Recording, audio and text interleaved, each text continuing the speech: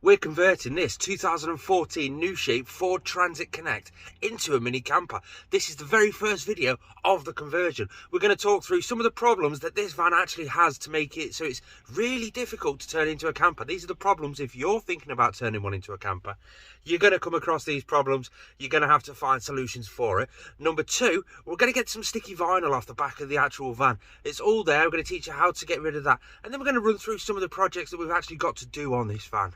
The first problem, which is something that it just goes to show how much research I actually did on this van. Did you know there's actually a short wheelbase and a long wheelbase? I didn't really do too much research on that. I just thought it was a van as a van as a van. I was wrong. I picked up the short wheelbase. It's an L1 and you've got an L2. L2 being the long wheelbase. I didn't know that. Why can't they just put short wheelbase or long wheelbase like they used to back in the day?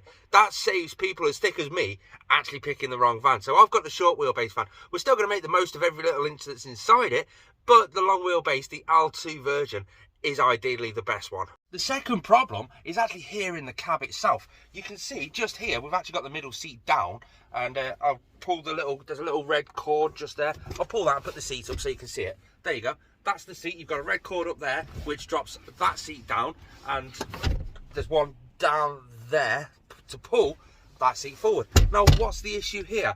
The headrest, the seat belt, that's all attached to the bulkhead of this vehicle. If you want to maximize the space that you've got and add as much light into the back of the van, you're going to have to get rid of that bulkhead. But how can you get rid of that bulkhead when you've got a seat belt attached to the bulkhead? You've got headrests attached to the bulkhead. Now we've actually been down to an MOT specialist and asked him what we can legally do to make it so it still passes its MOT, considering we want to get the bulkhead out. He said, well, if it's a factory fitted seat, you've got to have a factory fitted seat belt. So there's a couple of options here. Option number one, we can go the naughty route. That's whip out the bulkhead, attach that headrest somehow to that seat, because we do like these seats. These are the trend version, so it's the one below the top one being the limited. Now the thing we like is the seat folds completely flat. Now that's so that like your builder can get some pipe work and stuff through there, but we can use that space. And then we've got this seat here, which is again just the middle seat, which folds up. We've got an armrest there for while we're driving. It folds up like that, and then the bottom comes up and we've got a center console. So we can either get a single seat from the base model and drop it on the brackets that are in there and then build a center console so that we've got an armrest, or we can leave these seats in, take the bulkhead out, attach this headrest to that seat and just see what happens around the MOT time, see whether they'll class this as just a center console rather than a middle seat, or we can just keep the seat belt and all that sort of the bulkhead and stuff and just whip that back in for the MOT. That's the naughty way of doing things. I don't know which way I'm going to go yet. A few little scuffs. There's that one just there, and there's another one just there, and there's even a little tiny spot down just there. We've got to touch them up, but we can't do that while it's wet. So let's get the actual checker plate off the back of the van. To do that, we've just got the heat gun. You can use a hairdryer, you can use boiling water. The aim of the game is to simply heat up the glue that holds this vinyl onto the actual backing itself. Heat that up and it should just peel off fairly nice. You're going to end up with a sticky residue, and that's where this stuff comes in. Sticky stuff remover. B&Q, the local hardware stuff. You get that on, and then that then removes all this sort of sticky residue that's left over. You can see why we need to get rid of that bulkhead. It just comes too far out. I mean, you think the bed's going to sort of be up at this level, and yeah, it's just going to be a problem. We've got loads of other stuff to do in here over the next few weeks. But what's that thing? Let me show you what this is. It's just something I picked up dead cheap. It's a bit boy racer. You can see there's a few little damaged bits on it, but we can repair that, and that's going to be in a future video. But it goes on the bonnet about there. If it'll stay for a while, I want to just no, it's not going to stay. Oh, there we go. Yeah, it's a bit boy racerish. It's like little eyelashes and stuff. I like it.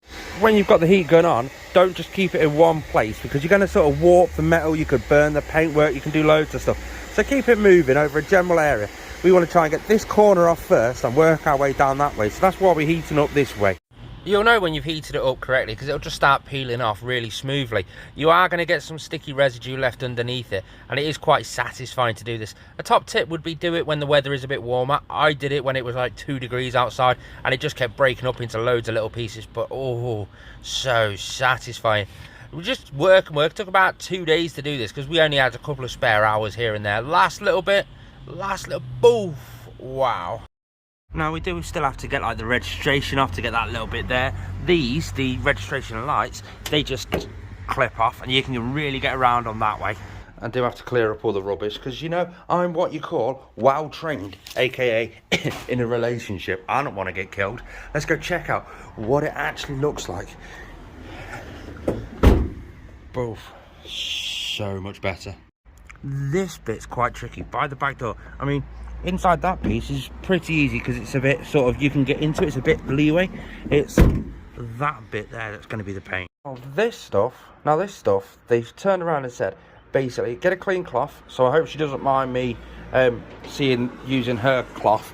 But if you don't see me in the next video, she's probably killed me. I've got to put it on the sticky residue bits, all up there, and all down there, and basically leave it for 5 to 7 minutes, then wipe it all off, and it should all just wash off. In theory.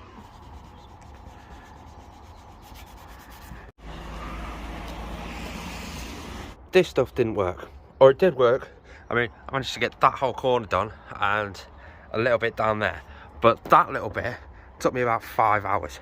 So I'm lazy, that's not working. I've been told to use this stuff, anything with it says acetone free. Screw it, I'm still going to try it. I thought there would be like a seal or something on it. Right, how am I going to do this? Right, if I wrap that up, so it's like, I'm going to put a bit on this rag and then just put it on, leave it for a few minutes and then go again. Far too much. Right, let's just, I'm going to try this bit. No, we're not. I'm going to try this bit here because this bit's quite a big piece and it'll be easy to see it. We'll be able to get a nice big piece done here. Hopefully this doesn't take the paint off. Can you imagine if it took the paint off? Whoops. Right, so there we go. I've put it on that bit, just there, that little square, and we'll leave it for a minute and see what happens. Paint's looking okay for now. It does look like it's having some kind of an effect, but the paint's looking good. Same up here. I've put a bit up here. The paint's still looking good. It's only been 2 minutes though. That stuff wasn't working. Acetone free didn't work. We moved over to some acetone stuff. That worked a lot better, but not perfect, not as good as we want. Now we're on this stuff, and believe me, this is working. We just put some on a rag, find a little spot, give it a bit of a wipe on, and then grab the dry cloth on the other side and start scrubbing. Look at that, it's coming off before our eyes. Takes a bit of a scrub, good scrub, but it's working. I wish I would have knew that 2 days ago when I started this job. So I'm going to crack on with this and I'll see you in the next one.